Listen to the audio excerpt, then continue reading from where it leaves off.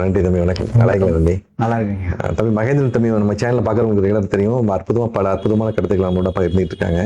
முக்கியமாக திருமூலரை மிகப்பெரிய லெவலில் ஆராய்ச்சி பண்ணி அதை நுணுக்கங்கள் எல்லாம் கருத்துக்களை பகிர்ந்துட்டு இருக்காங்க.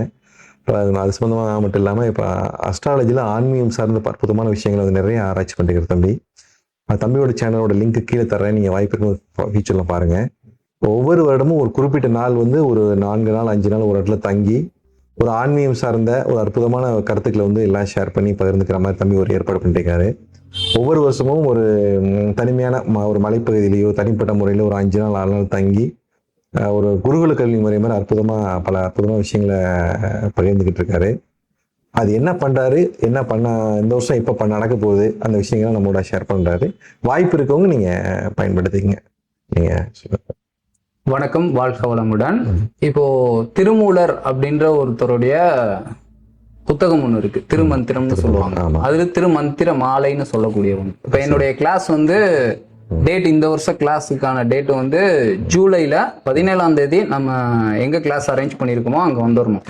சாயங்காலம் 5 மணிக்குள்ள ஜூலை 18 ஸ்டார்ட் ஆகுது. காலையில 4:30 ஸ்டார்ட் ஆகும். 18, 19, 20, 21, 22, 23 6 நாள் முடிச்சு அன்னைக்கு நைட்டு வரைக்கும் கிளாஸ் இருக்கும். நைட்டு ஒரு 9-9:30 வரைக்கும்.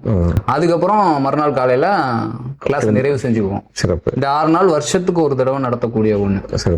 இதுல என்ன சாப்டர் கொண்டு வர போறோம், அது இன்னைக்கு காலகட்டத்துக்கு எப்படி நம்ம கிட்ட உதவி செய்யும் அப்படின்றதையும் நம்ம சொல்லிடணும்ல. கண்டிப்பா. இப்போ திருமந்திரம் அப்படின்றதோட ஃபுல் ஃபார்ம் திருமந்திர மாலைன்னு சொல்லுவாங்க. இப்ப இந்த உடல், மனம், உயிர் அப்படின்ற இயக்கம் எங்க போகணும்ன்றத சித்தர்கள் சொல்லிட்டு போயிருக்காங்க. எங்க அழைச்சிட்டு போகணும், எங்க பயணப்படணும்ன்றத. அதற்கு கொடுக்கப்பட்ட நுட்பங்கள் தான் சித்தர்கள் கொடுத்த எல்லா நிலைகள்லையும் இருக்கு. இப்ப திருமூலர் அப்படின்றவர் தான் ஒட்டுமொத்த சித்தர்களுக்கும் குருவா இருக்காரு. அகத்தியர் தொட்டு திருவள்ளுவர் தொட்டு எல்லாத்துக்கும் குருவா இருக்கக்கூடிய ஒரு நிலையில அவர் கொடுத்துட்டு போனது ஏதோ ஒரு வகையில என் கைக்கு கிடைச்சிச்சு. இந்த நிலையில அவருடைய பாடல்ல இருந்தே நான் சொல்லிடுறேன். பதி பசு பாசம் என பகர் 3 பதியினை போர் பசு பாசம் அனாதி, பதியினை சென்றணுகா பசு பாசம், பதியணிகிர் பசு பாசம் நிலாவே அப்படின்னு சொல்லி ஒரு பாடல் கொடுத்திருப்பாங்க உபதேசத்துல 3வது பாடல்.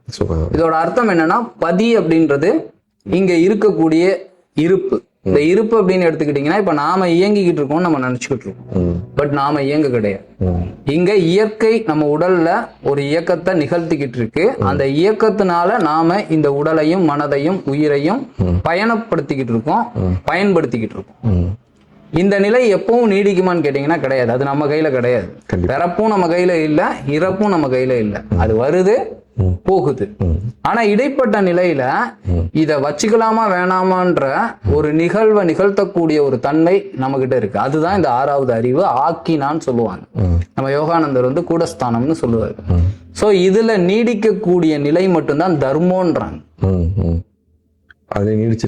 பகவத்கீதையில கிருஷ்ணர் ஒரு வார்த்தை சொல்லுவாரு அர்ஜுனன்ட்ட. தனது தகுதி தெரியாத ஒருத்தன்ட்டையே மிகப்பெரிய ஒரு பொறுப்பை கொடுக்கப்படுது, அதை அவங்க புரிஞ்சுக்கக்கூடிய நிலையில இல்லாம இருக்காங்கன்னு வேதனைப்படுவார். அந்த கீதை உபதேசம் செய்யும் போது அர்ஜுனன்ட்ட சொல்லுவார், நீ இதை தெரிஞ்சுக்கிட்டே ஆகணும் அப்படின்னு. மனிதன் அப்படின்றவன் மகத்துவமான பிறப்புன்னு சொல்றாங்க எல்லா பேருமே. அது 6வது வழியுல நிலைக்கணும். இப்போ புரியுற மாட்ட சொல்லணும்னா, ஒரு கான்ஸ்டபிள் அவருக்கான வேலையை செய்யலாம். கமிஷனரா இருக்கக்கூடியவர் அவருக்கான வேலையை தான் செய்யும். கண்டிப்பா. கமிஷனரா இருந்துட்டு கான்ஸ்டபிள் வேலையை மட்டும் நான் செய்வேன்னு சொன்னா அது தர்மமா அதர்மமா? அதர்மம். அப்ப மனித பிறப்பு அப்படின்றது ஆக்கினா அப்படின்ற 6வது அறிவுல இந்த மனதை நிறுத்தி பயணப்படக்கூடிய நிலை. ஆனா நம்ம அப்படி இருக்கோமானா கிடையாது. இங்க வரதே இல்ல. பிறக்கும் போது ஃபர்ஸ்ட் 4 வருஷம் மட்டும்தான் இதோட உணர்வு நிலை.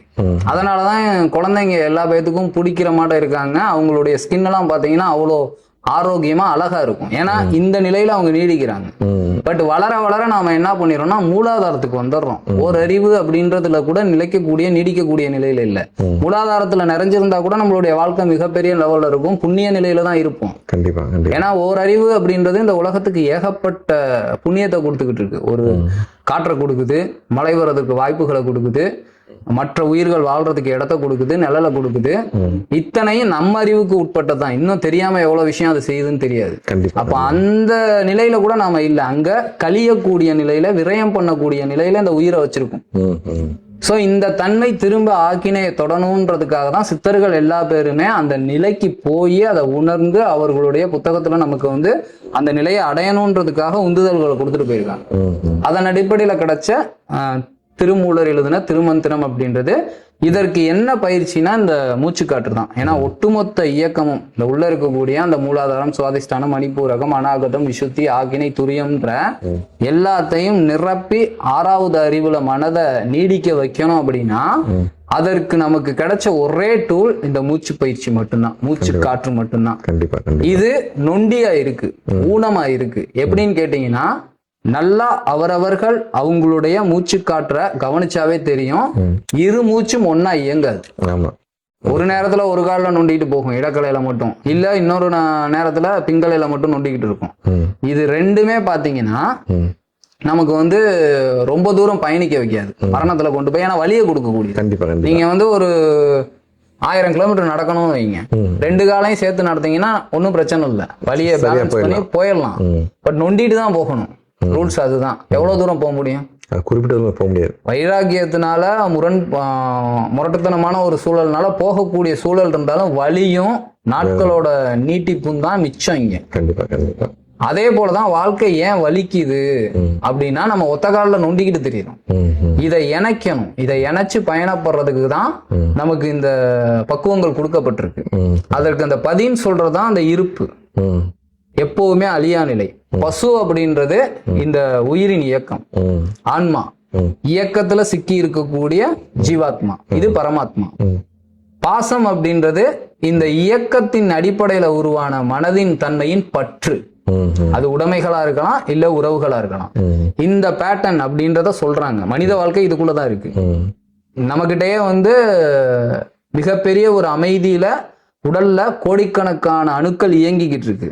அதுக்கு இருப்பா இடம் கொடுத்து இருக்கிறது ஒரு சக்தி இருக்கு. அது ஒத்துக்கிறீங்களா நீங்க? கண்டிப்பா கண்டிப்பா. இததான் பதின்றாங்க. அந்த இயக்கம் அப்படின்ற ஒரு நிலையதான் பசுன்றாங்க. இந்த இயக்கத்தை தொட்டு நம்மளுடைய மனம் இயங்குது பாருங்க. இந்த உலக வாழ்க்கையில உடைமைகள் மீதும் உறவுகள் மீதும் பற்று வச்சிருக்கு பாருங்க. இததான் பாசம்ன்றாங்க. இது மூணுமே சலைச்சது இல்லைன்றாங்க. பதி பசு பாசம் என பகர் மூன்றில் பதியினை போர் பசு பாசம் அனாதின்றாங்க. இது எப்படி பேரமைதியின் எல்லையற்ற தன்மையோ அதே போல இந்த உயிரின் இயக்கமும் இந்த பாச வலையும் எண்ணிலடங்கா இயக்கங்களை தொட்டது. எத்தனை பிறவி நாம எடுத்தோம் நமக்கே தெரியாது, நீ எடுப்போன்றதும் நமக்கு தெரியாது. அப்ப இதுவும் இயக்கத்துல எண்ணிக்கையில் அடங்காத அளவுக்கு விரிஞ்சு கிடக்கக்கூடிய ஒண்ணு. ஜெனட்டிக் அப்படின்றத எடுத்து பாருங்க. 10 லட்சம் வருஷத்துக்கு முன்னாடி வாழ்ந்த உயிரின் தொடர்போட நம்மளுடைய ஜெனட்டிக் ஒத்து போகுது, தொடர்புல இருக்கு. அப்ப இத்தனை இயக்கங்களையும் கடந்துதான் இங்க இயங்கிக்கிட்டு இருக்கோன்றத அறிவியலும் சொல்லுது. இது இன்னும் ஆழமா ஆதியில இருந்து இன்னைக்கு வரைக்கும் வந்திருக்கோன்றத ஆன்மீகம் சொல்லுது. கண்டிப்பா. சோ இந்த பேட்டர்னை அறியக்கூடிய தன்மை கூட இல்லாத அளவுல தான் இந்த மனித அறிவு அறியாமையில மூழ்கி கிடக்கு. ஆக இந்த அறியாமை என்னும் இருளை போக்கி இந்த இயக்க நிலைகள்ல இருந்து இந்த சிக்கி இருக்கக்கூடிய ஆத்மாவின் அமைதிய சுதந்திரத்துக்கு கூட்டிட்டு போகணும்னா இந்த இயக்கத்துல இருக்கக்கூடிய நம்மளுடைய அறிவு, இப்ப நம்மளுடைய கான்சியஸ் விழிப்பு அப்படின்றது எதுல இருக்குன்னா மனதின் இயக்கத்துல இருக்கு. கண்டிப்பா. இந்த மனதின் இயக்கத்தை ஃபர்ஸ்ட் மூச்சுக்காற்றின் இயக்கம். ஏன்னா மனதின் இயக்கம் வந்து எல்லா நேரமும் இருக்க போறது இல்லை. காலையில விடியும் போது முழு ஆற்றலோட இருக்கு, இரவு தூங்கும் போது மொத்த ஆற்றலையும் வீணாக்கி விரயம் பண்ணி மயக்க நிலைக்கு கொண்டு போயிடறோம் நம்ம மதிய. அதுதான் நம்மளுடைய வாழ்க்கையா இருக்கு. இறைவன் ஒவ்வொரு நாளும் நமக்கு வந்து புதுப்பிச்சு கொடுக்குறான். ஆனா இரவு வரும்போது அத்தனையும் வீணாக்கி மயக்கத்துக்கு போயிடுறோம். அப்ப எங்க போறோம்னா யாருக்கும் தெரியாது. இது மாட்டம் ஒரு நாள் மரணம் வரும். அப்போதைக்கு வந்து அமைதியோட ஆனந்தமா பயணிக்கணும்னா விழிப்புல நாம எப்பவுமே இயங்கிக்கிட்டு இருக்கக்கூடிய இயக்கம் மூச்சுக்காற்று. நம்ம உணரக்கூடிய இதே இயங்கிக்கிட்டு தான் இருக்கு. ஆனா எவ்வளவு நேரம் உணர முடியும்? ஆனா அந்த மூச்சுக்காற்றுன்றது வெளியில புறத்துலயும் இருக்கு. அதனால ஈஸியா புறத்தை தொட்டு உள்ள பயணிக்க முடியும். அப்போ இந்த இரு மூச்சுக்களை இணைச்சு மந்திர மாலையா மாற்றக்கூடிய ஒரு நுட்பங்களை கொண்டதுதான் இந்த திருமந்திர மாலைன்னு சொல்ற திருமந்திரம். சிறப்பு. இந்த பயிற்சியில நாங்க என்ன கொடுக்குறோம் அப்படின்னா இந்த மூச்சு காற்றுல மனதை நிறுத்தவும் யோகாவும் சொல்லி தரீங்க. ஆமா, அதற்கான உணவு உறக்கம் அப்படின்றது நம்ம எப்பவும் தூங்குற உறக்கம் இல்ல, தியானம் சொல்றேன். விழிப்பு நிலையோடு செய்யக்கூடிய பயிற்சி. இந்த தியானத்துக்கு தகுதி கொண்ட உடற்பயிற்சி பிராணாயாமா. இந்த நிலைகளை பேக்கேஜா நம்ம கொடுக்கறது இல்ல, திருமூலர் என்ன கொடுத்திருக்காரோ அத என்னுடைய பயணத்துல நான் உணர்ந்ததை மத்தவங்க கிட்ட பகிர்றதுக்காக இந்த பயிற்சி வந்து வழங்கப்படுது. இந்த 6 நாள் அப்படின்றது நம்மளுடைய 6வது சக்கரத்தின் ஆராதனைக்காக எடுத்துக்கொள்ளக்கூடிய நிலை. இதை எடுத்துக்கிட்டாங்க அப்படின்னா வாழும் காலம் அப்படின்றது இந்த இயக்க நிலைகள்ல இருந்து விடுபட்டு சூரியன் இப்ப ஒவ்வொரு நாள் இரவும் பதி இறங்கி வருது, நம்ம கிட்ட வந்து ஆற்றல் கொடுக்கறதுக்காக நம்மள வந்து ஆட்கொள்ளுது. இதை ஏத்துக்கிறீங்களா? கண்டிப்பா கண்டிப்பா. பகல் முழுக்க நாம இயங்கக்கூடிய இயக்கம் எவ்வளவு வலிமையானதா இருந்தாலும் இறைவன் அப்படின்ற இருப்பு, ஒரு அமைதி நம்ம கிட்ட நெருங்கும் போது இது வலிமையற்று வலுவிழந்து போகுதுல. அப்போ உயர்ந்த ஒன்ன உணர்ந்து அதுல விழிப்போட பயணப்படக்கூடிய தியானத்தை நாம எடுத்துக்கிட்டோம் அப்படின்னம்னா சூரியன் கிட்ட இருந்து நிலவு எப்படி ஒரு பிரகாசத்தை வாங்கி இங்க பிரதிபலிக்க முடியுதோ அது போல நம்மளுடைய மனம், உடலின் இயக்கம், உயிரின் இயக்கம் அப்படின்றது இந்த பயிற்சியின் மூலமா பேர் அமைதியின் ஆற்றலை உள்வாங்கி இங்க பிரகாசிக்க முடியும். நம்ம கிட்டயும் அமைதி நிறைஞ்சிருக்கும், நம்மளை சுத்தி இருக்கக்கூடிய உடைமைகளுக்கும் உறவுகளுக்கும் அமைதியை கொடுக்கக்கூடிய நிலையில நம்மளுடைய வாழ்க்கை பயணிக்கும் அப்படின்ற ஒரு விஷயம் கிடைக்கும் இந்த கிளாஸஸ்ல. இதுதான் அந்த 6 நாள் நடக்கூடிய வகுப்பு. அது உணவு முறை, வாழ்க்கை முறை, தியானம், யோகா எல்லாம் சொல்லி கொடுத்துருவேன். ஆக்சுவலா அவங்க வந்துட்டாங்க அப்படின்னா ஃபர்ஸ்ட் அவங்களுடைய கர்மத்தை நான் கணிப்பேன். ஜாதகத்தின் மூலமா அவங்களுடைய கர்மம் எப்படி இருக்கு, அந்த கர்மத்தின் கணத்தை எப்படி குறைக்கலாம், அதற்கு அவங்க எந்த மாதிரியான பயிற்சியை செய்யலாம், எப்படி பயணப்படலாம், அதுக்கு திருமூலர் என்ன விளக்கம் கொடுத்திருக்காரு, அவர்களுக்கான வழியை காமிச்சிருக்காருன்றத ஜஸ்ட் பார்க்கக்கூடிய தன்மை இருக்கிறதுனால பார்த்து அவங்களோட பகிர்ந்துப்பேன். சிறப்பு தானே. இப்போ ஏஜ் லிமிட் ஆண் பெண் பாகுபாடு இருக்கா? அது மாதிரி என்ன வயசுல இருந்து குழந்தைங்க, அதாவது உள்வாங்கக்கூடிய திறன் இருந்ததுன்னா போதும். கண்டிப்பா கண்டிப்பா. ஒரு 10-15 வயசுக்கு மேல அந்த அளவுக்கு இருந்ததுன்னா போதும், யாரா இருந்தாலும் ஓகே தான். சரி, முன்பதிவு பண்ணா உங்கள்ட்ட தொலைபேசி நம்பர் தூடுறேன். நீ கண்டிப்பா வாய்ப்பு இருக்கும். கண்டிப்பா நீங்க அற்புதமான வாய்ப்பு.